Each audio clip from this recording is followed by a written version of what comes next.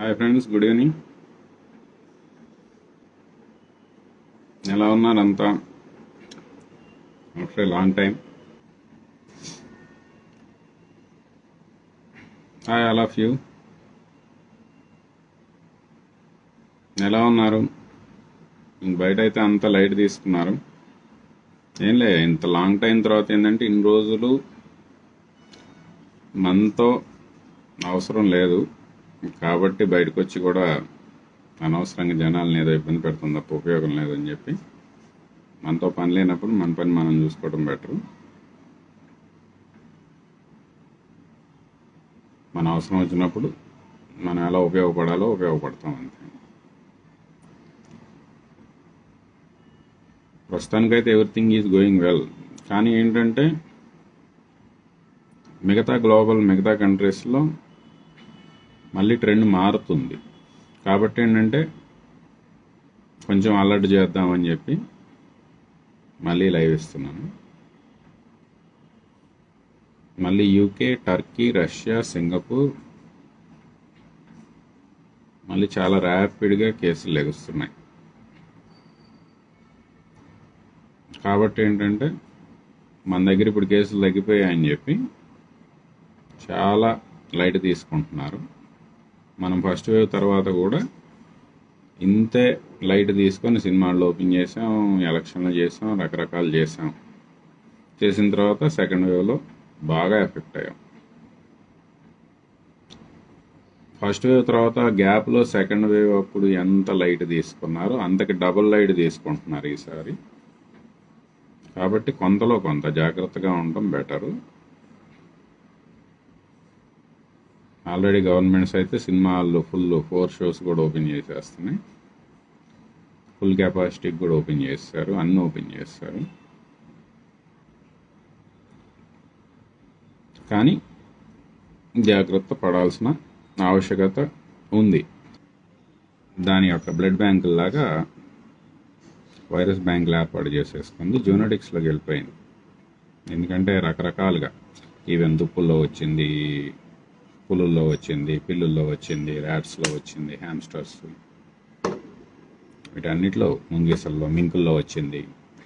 వీటన్నిటిలో ఒకవేళ మనుషుల్లో నుంచి ట్రాన్స్మిషన్ ఆగిన జూనోటిక్స్లో మనుషుల్ని టెస్ట్ చేసి ఉందో లేదో చెప్పడం కష్టం ఇంతమందిని. అటువంటిది జూనోటిక్స్లో కూడా అది ఉందా లేదా ఇంకా భద్రంగా అనేది చూడటం కష్టం. కాబట్టి ఎప్పుడైతే దాని ట్రాన్స్ఫర్ అయిపోయిందో వాటి మూలాలు కొనసాగుతూనే ఉంటాయి. ఓన్లీ ఆల్టర్నేటివ్ ఏంటంటే థెరపాటిక్ డెవలప్ చేసుకోవాలి. మనం థెరపాటిక్ డెవలప్ చేసుకుంటేనే అట్లీస్ట్ ఓకే ఎండమిక్గా మారుతుంది. థెరపాటిక్ డెవలప్ అవ్వకుండా ఎండమిక్ అయిపోయింది, పాండమిక్ నుంచి ఎండమిక్లోకి వచ్చాము అని చెప్పే ప్రకటనల వల్ల ఏమాత్రం ఉపయోగం ఉండదు. స్టిల్ మనం స్క్వేర్ వన్లోనే ఉన్నాం, అది గుర్తుపెట్టుకోండి. ఈరోజు వరకు ట్రీట్మెంట్ లేని రోగంలాగే ఉంది. డెంగ్యూ ఎలాగుందో కోవిడ్ కూడా అలాగే ఉంది. ఇక్కడ ఏంటంటే మనం స్పెసిఫిక్గా ఇటు ఢిల్లీ కానీ లేకపోతే మన స్టేట్స్ కానీ ఇప్పుడు డెంగ్ 2 కూడా వచ్చింది. డెంగ్యూలో ఎనదర్ సీరో టైపు. ఇక్కడ ఏంటంటే డెంగ్యూ ఒక రకం వస్తే సరే అటు ఇటు అయి ప్లేట్లెట్ తగ్గిపోయి మళ్ళీ అట్లా బయటపడతాం. కానీ ఆల్రెడీ ఒకసారి ఇన్ఫెక్ట్ అయ్యి రెండోసారి వేరే సీరో టైప్ కానీ ఎఫెక్ట్ అయితే యాంటీబాడీ డిపెండెంట్ ఎన్హాన్స్మెంట్ అంటారు. అది ఎప్పుడైతే యాక్టివేట్ అవుతుందో బాగా సీరియస్ అవుతుంది డెంగ్యూ రెండో సీరో టైప్ అటాక్ అయితే. ఎందుకంటే మనకు వచ్చిన పాతదానికి వచ్చిన యాంటీబాడీలే రెండోసారి వచ్చిన సీరో టైపు డిసీజ్ ఎన్హాన్స్మెంట్కి యాంటీబాడీ బ్రిడ్జ్లా ఉపయోగపడుతుంది. కాదు ఇప్పుడు ఏంటంటే సేమ్ డెంగ్యూ కూడా అటు డెంగ్యూకి డిఫరెంట్ ట్రీట్మెంట్, దీనికి అది చేసిన ఇబ్బంది, దానికి ఇది చేసిన ఇబ్బంది, అటువంటి సఫరింగ్లు వస్తున్నాయి. రెండోది 2 సీరో టైప్స్ తిరుగుతూ ఉంటే డెంగ్యూ చాలా ఇబ్బందికరంగా మారుతుంది. స్పెసిఫిక్గా ఇవాళ నేను ఇచ్చేది ఏంటంటే ఇవాళ కూడా నేను పోస్టింగ్ ఇచ్చాను ఒకటి. ఈ బ్లడ్ థిన్నర్స్ అవుట్ పేషెంట్స్ హాస్పిటల్లో అడ్మిషన్ కాకుండా అవుట్ పేషెంట్స్ ఇనిషియల్ స్టేజ్ నుంచే ఈ బ్లడ్ క్లాట్ అయితే ప్రాబ్లం అవుతుందంట అని చెప్పి బ్లడ్ థిన్నర్స్ ఎక్కువగా వాడుతూ వచ్చేవాళ్ళు. చాలామంది డాక్టర్స్ కూడా చూసాం. ముందుగానే వాడి ఆ తర్వాత అది డెంగ్యూ అవడం వల్ల చనిపోయిన కేసులు కూడా మన స్టేట్స్లో డాక్టర్స్లోనే చూసాం. అటు స్పెసిఫిక్గా చెప్పేది ఏంటంటే మైల్డ్ కేసులకి బ్లడ్ థిన్నర్స్ వాడినందువల్ల ఎటువంటి ఉపయోగం లేదు అని చెప్పి ఈరోజు కూడా స్టడీ వచ్చింది. రెండోది, మనకి అవతల పక్క డెంగ్యూ కూడా థ్రెట్గా ఉంది కాబట్టి ఎట్టి పరిస్థితుల్లో అది డెంగ్యూనా హాస్పిటల్ అడ్మిషన్ అయ్యి డాక్టరు అది డెంగ్యూనో తేల్చుకునేంత వరకు బ్లడ్ థిన్నర్స్ మటుకు లైక్ యాస్పిరిన్ కానీ లేకపోతే ఈ ఎపిక్స్ బ్యాన్ కానీ ఎనాక్స్పెరలిన్ అంటారు, ఇటువంటి బ్లడ్ థిన్నర్స్ ఏవి వాడకండి. స్పెసిఫిక్గా ఏంటంటే ఈ ఒబేస్ పీపుల్లో కూడా మనం ఆల్రెడీ ఇదివరకు కొంతమందిని ఈ కొలెస్ట్రాల్ తగ్గించుకోవడానికి వాడమని చెప్పారు, ఫెనోఫిబ్రేట్లు ఇట్లాంటివి. అవి కూడా ఎందుకంటే డెంగ్యూలో ఇబ్బంది అవుతుంది కాబట్టి, ఒకవేళ అది డెంగ్యూనో ఇదో కన్ఫర్మ్ అవ్వకుండానే చేసుకుంటే ఇబ్బంది అవుతుంది కాబట్టి ఒకటి పూర్తిగా ఇదో తేలే వరకు, ఎందుకంటే సివియర్ కేసుల్లో కోవిడ్ సివియర్ కేసుల్లోనే బ్లడ్ థిన్నర్స్ అవసరం అవుతాయి అని చెప్పి అట్లీస్ట్ హాస్పిటల్ డాక్టర్స్ ఫీల్ అవుతారు. మనం అంటే అసలు ఇంకా ఎగనెస్ట్గా విటమిన్ కేతో వెళ్తాం, పొమోగ్రానేట్తో వెళ్తాం. సరే, మంద ఫాలో అయ్యే వాళ్ళకంటే ఆ ఇబ్బంది లేదు, కానీ మిగతా డాక్టర్ని ఫాలో అయ్యేవాళ్ళు కూడా బ్లడ్ థిన్నర్స్ మటుకు ఇంటికాడు ఉండి ఎట్టి పరిస్థితులు, ఎందుకంటే డెంగ్యూ కలిసి ఇది కలిసి తిరుగుతున్నాయి కాబట్టి ఏదో కన్ఫర్మ్ అవ్వకుండా బ్లడ్ థిన్నర్స్ వాడకండి, ఇంటికాడు బ్లడ్ థిన్నర్స్ వాడకండి. రెండోది, ఒకవేళ కోవిడ్ అయినా ఎర్లీ బ్లడ్ థిన్నర్స్ వాడటం వల్ల ఉపయోగం లేదు అని చెప్పి స్టడీస్ వచ్చాయి కాబట్టి ఉపయోగం లేనిది ఒకవేళ ఏమాత్రం డెంగ్యూ కలిసి వచ్చింది అంటే ప్రాణాంతకం కాబట్టి ఎందుకు వాడాలి బ్లడ్ థిన్నర్స్ ఇంటి దగ్గర. కాబట్టి బ్లడ్ థిన్నర్స్ మటుకు ఈ వాట్సాప్ యూనివర్సిటీలోనూ వీటిలోనూ చూసి బ్లడ్ థిన్నర్స్ మటుకు వాడవద్దు. ఎందుకంటే మనం ఇక నుంచి డెంగ్యూతో రెండిటితో కలిసి సాగించాలి జీవనం, తప్పదు. ఈ ఇన్హిబిటర్లు కానీ ఈ థెరపాటిక్స్ డెవలప్ అయ్యేంత వరకు కంపల్సరీ ఈ జాగ్రత్త అయితే ఉండాల్సిందే. ఎవరైనా అయిపోయిందంటే ఒట్టి మాటలు. రెండోది, థర్డ్ వేవ్ మీద మీ ప్రొడిక్షన్స్ ఏమైపోయాయి సార్ అనొచ్చు. ఓకే, ఇక్కడ ఏంటంటే మనకి వచ్చిన స్టడీస్ ప్రకారం ఏంటంటే మే నుంచి డెల్టా 1, డెల్టా 2, డెల్టా 3, డెల్టా 4లు తిరిగాయి. AY1, AY2, AY3, AY4లు అంటారు. ఇది తిరిగాయి ప్రిడామినెంట్గా డెల్టా 1, డెల్టా 2 తిరిగాయి. వీటిల్లో నుంచి వీటికి ఆల్రెడీ మ్యాక్సిమం చాలా స్పీడ్గా కొట్టుకుంటూ వెళ్ళిపోయింది మేలో వచ్చినా కానీ. ఇక్కడ ఒకటే మీరు గుర్తుపెట్టుకోండి, ఒక వేరియంట్ వస్తే సేమ్ వేరియంట్ మళ్ళీ మనని ఇన్ఫెక్ట్ చేయలేదు. దానికి ఆల్రెడీ యాంటీబాడీలు వచ్చిన తర్వాత ఆల్మోస్ట్ అందరినీ డెల్టా కొట్టేసింది కాబట్టి మళ్ళీ కొత్త మ్యుటేషన్ వచ్చేంత వరకు కూడా ఆ వేరియంట్కి మనకి హెడ్ ఇమ్యూనిటీ వస్తుంది. టోటల్ వైరస్కి హెడ్ ఇమ్యూనిటీ ఎప్పటికీ రాదు, ఓన్లీ వేరియంట్కి హెడ్ ఇమ్యూనిటీ వస్తుంది. మనం డెల్టాకి హెడ్ ఇమ్యూనిటీ వచ్చింది. సెకండ్ వేవ్లో కేరళ ఎక్కువ ఇన్ఫెక్ట్ అవ్వలేదు కాబట్టి వాళ్ళకి డెల్టా నుంచి హెడ్ ఇమ్యూనిటీ లేదు కాబట్టి వాళ్ళు మనం సఫర్ అయ్యారు. కానీ మిగతా స్టేట్లు ఆల్రెడీ మహారాష్ట్ర దగ్గరలో ఉన్న స్టేట్లు అన్నీ కూడా డెల్టా ఇన్ఫెక్ట్ అయి ఉన్నారు కాబట్టి వాళ్ళకి హెడ్ ఇమ్యూనిటీ ఉంది. మళ్ళీ డెల్టాలో ఆ వచ్చిన యాంటీబాడీలకి యాంటీబాడీ ఎస్కేప్ మ్యూటేషన్లు వచ్చేంత వరకు కూడా మనం సేఫే.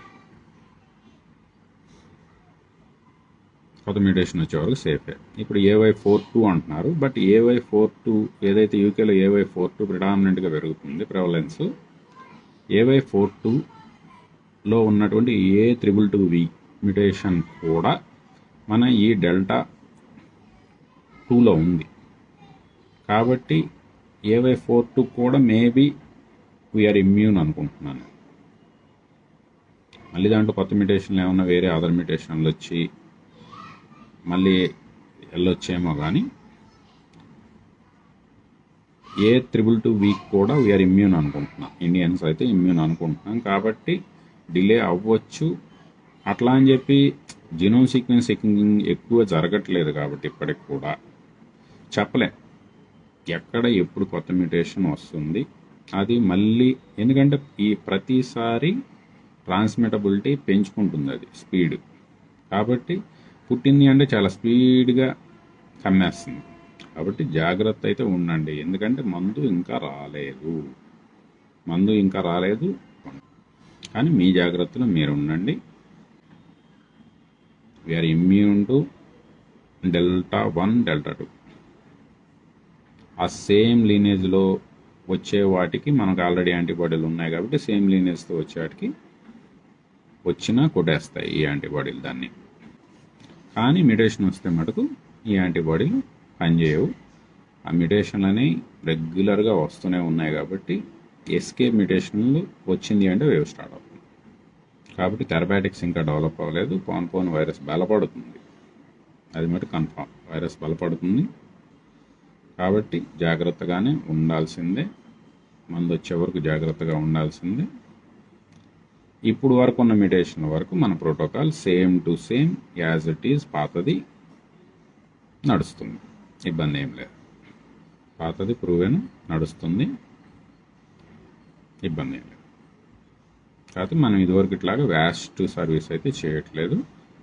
మ్యాక్సిమం ఎస్ఎంఎస్ పెట్టిన వాళ్ళకి, మ్యాక్సిమం పీపుల్కి అయితే మనం వీలైనంత వరకు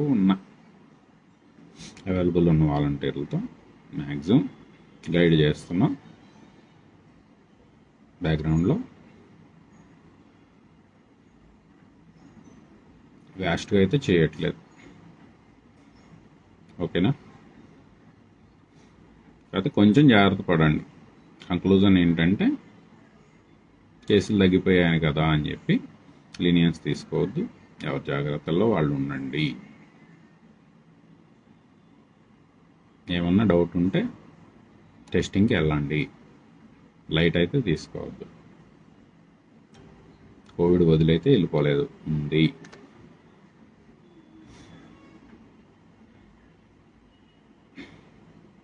ఓకే, జస్ట్ చిన్న అలర్ట్ ఇద్దామని అంతే. కొంచెం జాగ్రత్త పడండి. భయపిద్దామని ఏం కాదు, అలర్ట్. ఓకే, పాత ప్రోటోకాల్ పనిచేస్తుంది, ఇబ్బంది ఏం లేదు. కిడ్స్ని ఇంకా స్కూల్కి మటుకు ఈ మంత్ ఎండ్ దాకా చూడండి. మంత్ ఎండ్ తర్వాత స్టేబుల్గానే ఉంటే స్కూల్స్కి పంపించండి. ఎందుకంటే ఎన్ని రోజులని ఇంట్లో పెట్టి కూర్చుంటాం. పంపించండి. అన్ని ఇబ్బంది ఉంటే చూద్దాం, ఇబ్బంది అయినా. ఈ 1 వీక్ ఆగి మంత్ ఎండ్ నుంచి పంపించండి, కేసులు పెరగకపోతే. డెంగ్యూకి ఏం లేదండి. డెంగ్యూకి ఒకటి సీరోటైప్ మారింది కాబట్టి స్పెసిఫిక్గా ప్యూర్లీ డాక్టరల్ ట్రీట్మెంట్ మీద డిపెండ్ అవడం కంటే నేను ఇచ్చే బెస్ట్ సజెషన్ ఏంటంటే సీరోటైప్ మారింది కాబట్టి ఆల్రెడీ ఒక సీరోటైప్ ఆల్రెడీ ఇన్ఫెక్ట్ అయి ఉన్నారు కాబట్టి కొత్త సీరోటైప్ ఇన్ఫెక్ట్ అయితే యాంటీబాడీ డిపెండెంట్ ఎన్హాన్స్మెంట్ అనేది స్టార్ట్ అవుతుంది. స్టార్ట్ అయితే వచ్చిన యాంటీబాడీ వైరల్ క్లియర్ చేయకపోగా ఇంకా వైరస్ పెరగడానికి, రిప్లికేట్ అవ్వడానికి హెల్ప్ చేస్తుంది. కాబట్టి ఏంటంటే స్పెసిఫిక్గా ఈ సీరోటైప్ మారినప్పుడు థాయిలాండ్ కానీ శ్రీలంకన్ స్టడీస్ కానీ చెప్పేది ఏంటంటే అది ఈవెన్ సింగిల్ డెన్ 1 అయినా డెన్ 2 అయినా ఏదైనా బొప్పాయి సప్లిమెంట్స్ మ్యాండేటరీగా తీసుకోండి. బొప్పాయి సప్లిమెంట్స్ కంపల్సరీ తీసుకోండి. అది బొప్పాయి ఆకు రసం చేసుకొని తాగుతారా, లేకపోతే already calcium papaya supplements direct మనకి దొరుకుతున్నాయి, మెడికల్ షాప్స్లో దొరుకుతున్నాయి. మిగతా అది ఏది ఫాలో అయినా ఫాలో అవ్వకపోయినా కంపల్సరీ క్యాల్సియం పపాయ, బొప్పాయి సప్లిమెంట్స్ కంపల్సరీ వాడండి. డెంగ్యూ అయితే ఎప్పుడైతే మీరు పపాయ సప్లిమెంట్స్ వాడారో పపాయాకి ఉన్నటువంటి స్పెసిఫిక్ క్యారెక్టర్ ఏంటంటే ఈ పపాయ అనే ఎంజైమ్ని యాంటీబాడీని బ్రేక్ చేయడానికి కూడా వాడతారు. యాంటీబాడీ FIFC 2 పార్ట్స్ 2 రీజియన్స్గా ఉంటుంది. ఎక్కడైనా సపరేట్గా ఈ యాంటీబాడీని ఈ రీజియన్స్ కట్ చేయడానికి పపాయ నన్ను ఎంజైమ్ వాడుతూ ఉంటారు. మనం ఎప్పుడైతే పపాయ తీసుకుంటామో యాంటీబాడీ ఈ ఎఫ్సి రీజియన్ వైరస్కి అంటుకుంటుంది, ఎఫ్ఐ రీజియన్ మన సెల్స్కి అంటుకుంటుంది. అంటుకొని ఇది బ్రిడ్జ్గా మారి వైరస్ ఆ యాంటీబాడీ త్రూ మన మ్యాక్రోఫేజుల్లోకి వీటిలోకి ఎంటర్ అవ్వడానికి హెల్ప్ అవుతుంది. ఎప్పుడైతే ఈ పపాయ యూజ్ చేశారో ఈ రెండిటికి ఉన్నటువంటి లింక్ ఏదైతే ఉంటుందో దాన్ని కట్ చేస్తుంది పపాయ. కట్ చేసినప్పుడు ఎంట్రీ అవ్వడం ఇబ్బంది. ఆ రకంగా కూడా డెంగ్యూ ఎంట్రీని ఆపచ్చు మ్యాక్రోఫేజుల్లోకి. వీటిలోకి ఎఫ్సి రిసెప్టర్లు ఏటి మీద ఉంటాయో వాటికి అటాచ్ అవ్వకుండా కంట్రోల్ చేసి డెంగ్యూ నుంచి బయటపడవచ్చు. కాబట్టి ఏంటంటే బొప్పాయి సప్లిమెంట్స్ కంపల్సరీ తీసుకోండి. అది మూఢనమ్మకం కాదు. థాయిలాండ్లో కానీ శ్రీలంకన్లో కానీ సైంటిఫికల్లీ ప్రూవెన్ రీసెర్చ్ ప్లేట్లెట్లు పెరుగుతాయి, ఇంప్రూవ్ అవుతాయి. అట్లాగే ఈ యాంటీబాడీ డిపెండెంట్ ఎన్హాన్స్మెంట్స్ ఏడీఈ నుంచి బయటపడటానికి పపాయ హెల్ప్ అవుతుంది. సైంటిఫికల్లీ ప్రూవెన్ అది. కాబట్టి ప్లేట్లెట్లు ఎక్కించుకోవడం ఎమ్మట తిరిగినా మీరు ప్లేట్లెట్లు ఎక్కించుకున్న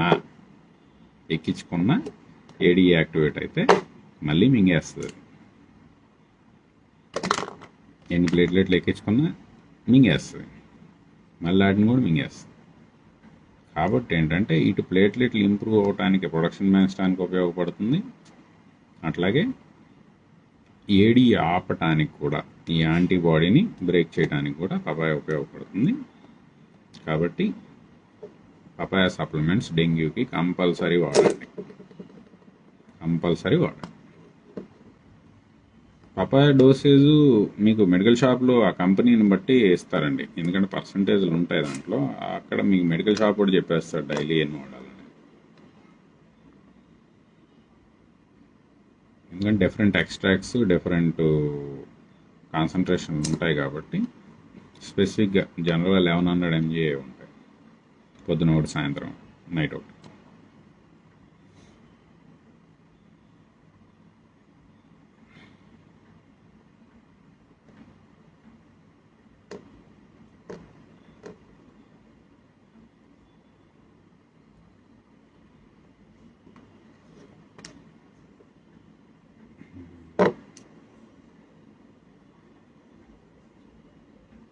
ఇంకా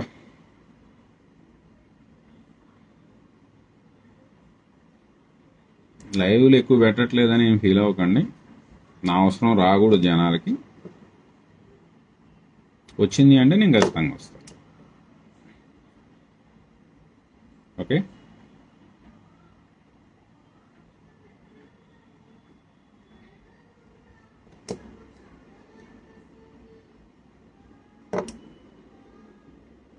నెక్స్ట్ వేరియంట్స్ ఆఫ్ కన్సర్న్లు వచ్చాయి కానీ నిలబడలేదండి. ట్రాన్స్మిషన్ అడ్వాంటేజ్ లేవు వాటికి.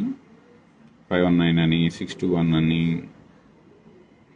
వచ్చాయి కానీ ట్రాన్స్మిషన్ అడ్వాంటేజ్ లేకుండా పోవడం వల్ల వ్యాపించలేదు అవి. ఇక్కడ ఏంటంటే మీకు వేరియంట్ ఆఫ్ కన్సర్న్స్ అవ్వాలి అంటే ఒకటి లెథాలిటీ ఉండాలి, ఇన్ఫెక్టివిటీ పెరగాలి, అట్లా ట్రాన్స్మిటబిలిటీ కూడా ఉండాలి. దానికి ట్రాన్స్మిటబిలిటీ లేకపోయినా కానీ అది ఎక్కువ వ్యాపించలేదు కాబట్టి ఆ కొంతలో కొంత కంట్రోల్ అయిపోతుంది. ప్రస్తుతానికైతే లేవు. వేరియంట్ ఆఫ్ ఇంట్రెస్ట్లే ఉన్నాయి. కొత్త కన్సర్న్లు రాలేదు. డెల్టాని మించిన కన్సర్న్లు అయితే రాలేదు. అట్లా అని చెప్పి లైట్ తీసుకుంటే ఇబ్బంది. కాకపోతే కన్సర్న్లు మటుకు ఇక నుంచి డెల్టా లీనేజ్లో నుంచే వస్తాయి. డెల్టా నుంచి డెల్టా యాంటీబాడీ ఎస్కేప్ రావాలి. ఎందుకంటే ఆల్రెడీ డెల్టాకి రావాల్సినంత మందికి వచ్చేసింది. అది హెడ్ ఇమ్యూనిటీ ఉంది దానికి. డెల్టాకు ఉంది స్పెసిఫిక్గా డెల్టా 1 డెల్టా 2కి AY1 AY2 అనొచ్చు. కానీ వాటికి ఎస్కేప్ వచ్చేది వస్తే అది కూడా ఇట్లోనే వస్తాయి ఇప్పుడు, ఎందుకంటే డెల్టాలో ఇప్పుడు 33 పైన వచ్చే రకాలు. అయితే డెల్టా 1 డెల్టా 2ని ఎస్కేప్ అయ్యే ఇంకా రాలేదు. AY42 అంటున్నారు, కానీ AY42లో కూడా A3BT ఉంది కాబట్టి అది కూడా ఎస్కేప్ అవ్వకపోవచ్చు అనేది నా ఇంటర్ప్రిటేషన్. పపాయ సప్లిమెంట్స్ ముందు జాగ్రత్త వద్దండి, లెవటాక్సీ ఎక్కువ రోజులు వాడితే. ఓన్లీ ఆ డెంగ్యూ వచ్చినప్పుడు వాడితే సరిపోదు. అది ప్లేట్లెట్లు 150,000 డౌన్ కంటే డౌన్ అయితేనే పపాయ సప్లిమెంట్ స్టార్ట్ చేసుకోండి. ప్లేట్లెట్లు మటుకు డైలీ మానిటర్ చేసుకుంటాం కదా డెంగ్యూ వస్తే. చిత్త క్లాస్ పిల్లలు ఎవరైనా కూడా ఈ పండక్కి ఎక్కువ ఇంటర్మిక్సింగ్ అయింది కాబట్టి ఈ 10 days వెయిట్ చేయండి. 10 daysలో ఏం తేడా లేదు అనుకుంటే మటుకు పంపించండి, ఇబ్బంది లేదు. ఓకే గైస్, అప్డేట్స్ అయితే ఇస్తూ ఉంటాను, అవసరం అయితే లవ్ పెడదాం. ప్రస్తుతానికైతే కొత్త చేంజెస్ ఏం లేవు. అయితే కొంచెం ఆ 4 కంట్రీలు కొంచెం తేడాలో వెళ్తున్నాయి కాబట్టి కొంచెం జాగ్రత్త పడండి అంతే. Okay, fine, bye.